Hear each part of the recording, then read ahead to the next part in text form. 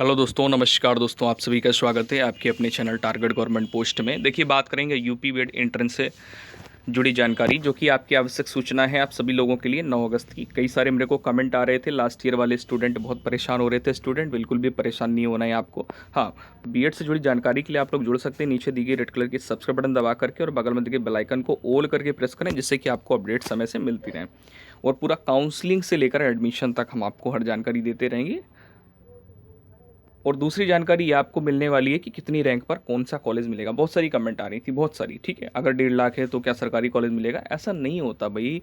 अगर आज 1.5 लाख वाली को मिल जाएगा तो बाकी जो यहाँ पर 10,000, 4,000, 3,000 जिसकी रैंक आ रही है, स्टेट रैंक की मैं बात कर रहा हूँ, स्टेट रैंक की। ठीक है, क्योंकि यहाँ पर जो कुल स्टूडेंट हैं 3.5 लाख।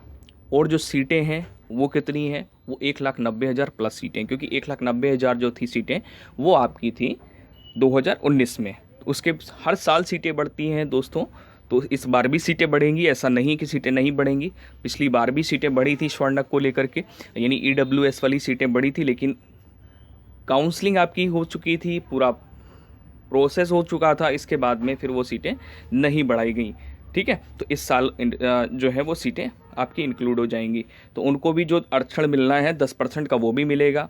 जिसको जो आरक्षण मिलना है मिलेगा। ठीक है, तो उनमें ये होता है कि भाई जिनको आरक्षण दिया जा रहा था उनकी रैंक अगर थोड़ी सी ज़्यादा भी है और वहाँ पर आरक्षित सीटें हैं तो आपको वो अलॉट हो जाती हैं। ठीक है, तो हम ये नहीं कह सकते हैं कि आपका जो रैंक है वो 5,000 है तो आपको गवर्नमेंट कॉलेज नहीं मिलेगा। ठीक है, बस आपको थोड़ा सा ध्यान रखना होगा काउंसलिंग में। काउंसलिंग आप कैसे कर रहे हो, कहाँ से काउंसलिंग करवा रहे हो, कितने कॉलेज आप अप्लाई कर रहे हो, कितने कॉलेज चूज़ कर रहे हो। आप मान लीजिए कि आपकी जो रैंक है 5,000 है, स्टेट रैंक की बात कर रहा हूँ, आपने केवल एक ही कॉलेज चूज़ किया कि मुझे इस कॉलेज में ही एडमिशन चाहिए, मिलेगा तो ठीक है, नहीं मिलेगा तो बीएड नहीं करेंगे। तो इसमें क्या होगा कि आपने काउंसलिंग कराई तो आपको 5,750 रुपये पे करने पड़ेंगे, जिसमें से 750 रुपये नॉन रिफंडेबल होते हैं और 5,000 रुपये आपके रिफंडेबल होते हैं। अगर आपको वो कॉलेज मिलता है, उसमें सीट मिलती है, तो फिर आपका अलॉट हो जाएगा कॉलेज।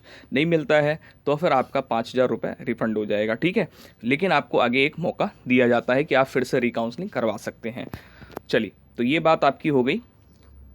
रैंक कितनी होनी चाहिए जिससे आपको कॉलेज मिल जाएगा? तो ऐसा नहीं कि 25,000 वाले को भी गवर्नमेंट कॉलेज नहीं मिलता है। अब तो कोविड-19 में चांसेस ज़्यादा हैं कि आपको मिल सकता है। क्यों? क्योंकि अगर कोई कानपुर का स्टूडेंट है और वो लखनऊ से या फिर कहें आगरा से या फिर कहें कहीं और से, मान लीजिए लखनऊ में बीएड कॉलेज जो है वो नहीं करना चाहता, क्योंकि वहाँ पर क्या हो जाता है कि इस समय कोविड-19 की वजह से कोई भी नहीं चाहता कि हमें घर से दूर जाना पड़े या हमें घर से बाहर रहना पड़े। ठीक है, तो फिर क्या होता है, जहाँ पर जितने ज़्यादा एडेड कॉलेज है वहाँ पर सीटें ज़्यादा होंगी। जब सीटें ज़्यादा होंगी तो अगर आप चाहते हो कि हमें गवर्नमेंट कॉलेज ही मिले तो आप थोड़ा सा दिमाग लगाएं और उन कॉलेज में अप्लाई करें। ठीक है, बात करेंगे प्राइवेट कॉलेज की। तो प्राइवेट कॉलेज, कुछ लोग जो जिनकी रैंक कम होती है, मान लीजिए कि 2,000 रैंक है और उस स्टूडेंट को क्या चाहिए भाई, प्राइवेट कॉलेज चाहिए।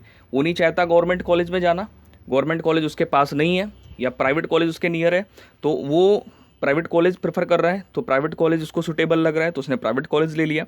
तो ऐसा नहीं है कि भाई जो कम रैंक वाले हैं वो केवल गवर्नमेंट कॉलेज ही जाते हैं।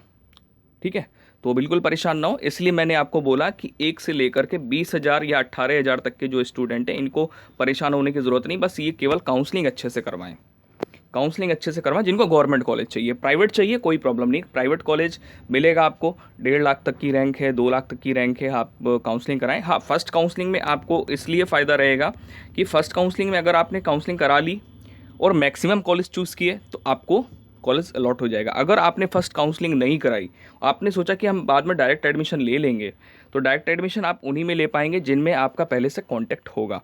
अगर कांटेक्ट नहीं होगा तो फिर ऑनलाइन आपकी जो वहाँ काउंसलिंग के थ्रू जो भी हैं वो सारी सीटें फुल हो जाएंगी। फिर आपको परेशानी हो सकती है।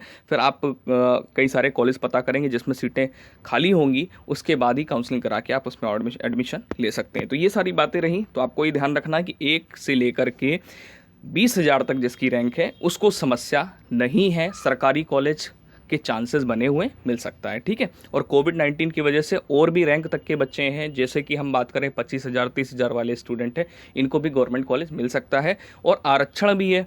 तो जिनकी जो आरक्षित सीटें हैं उन पर भी ये लागू होता है कि रैंक ज़्यादा है, अगर वहाँ पर सीट है, अगर आपने अप्लाई किया है तो आपको गवर्नमेंट कॉलेज यानी गवर्नमेंट सीट मिलेगी, ठीक है। और यही होता है कि प्राइवेट कॉलेज भी कुछ बहुत अच्छे कॉलेज होते हैं जहाँ से बहुत अच्छे नंबर आते हैं लोगों के, वो भी लोग प्रेफर करते हैं, तो वहाँ पर भी रैंक अच्छी होनी चाहिए, ठीक है। तो ये सब बातें हैं। बाकी लास्ट ईयर वाले स्टूडेंट को परेशान नहीं होना है, लास्ट ईयर वाले अपने पहले एग्ज़ाम दें, उनका भी एडमिशन होगा। ऐसा नहीं है कि उनका एडमिशन नहीं होगा, एडमिशन तभी होगा जब आप एग्ज़ाम दे लोगे, आपका ग्रेजुएशन कंप्लीट हो जाएगा। कंप्लीट होने के बाद में काउंसलिंग करते समय आपको अपना नंबर डालना होता है, लेकिन रिजल्ट भी आपका जल्दी आएगा, रिजल्ट भी आपका जल्दी ही डिक्लेयर कर दिया जाएगा, क्योंकि आपके एग्ज़ाम के साथ साथ आपकी कॉपियाँ भी चेक होती रहेंगी, ठीक है। तो फिर इस चीज़ को ध्यान में रखें, परेशान ना हो बिल्कुल भी। कोई समस्या तो कमेंट सेक्शन में कमेंट करके आप पूछ सकते हैं। हाँ, मार्कशीट के लिए कई सारी कमेंट आ रही थी कि मार्कशीट नहीं आएगी तो एडमिशन कैसे होगा, क्योंकि हमें जब एडमिशन करवाना होता है जा करके, जब हम वेरिफिकेशन के लिए जाते हैं तो मार्कशीट अब चाहिए होती है। तो ऐसा नहीं कि आपका प्रोविजनल भी मार्कशीट लग जाएगा, ऐसा नहीं कि इसमें देखिए संशोधन किया जाएगा कि बच्चों के पास में नहीं है। अगर सभी के पास नहीं है ना, ऐसा थोड़ा नहीं है कि एक बच्चे के पास में नहीं है, सभी के पास नहीं है, तो फिर प्रोविजनल के लिए यहाँ पर मान्य कर दिया जाएगा। ओके, तो ये आज की अपडेट थी, तो बिल्कुल भी परेशान नहीं होना है और अच्छे से अपना आगे जो भी एग्ज़ाम है वो अपना एग्ज़ाम दीजिए। और बाकी किसी को कोई समस्या तो कमेंट करके पूछ सकते हैं। हाँ, एक बात और कहना चाहेंगे, आप लोग कई सारी कमेंट कर रहे थे आरक्षण को लेकर के, और जो आपका जाति प्रमाण पत्र है और जो आय प्रमाण पत्र है वो कब का होना चाहिए।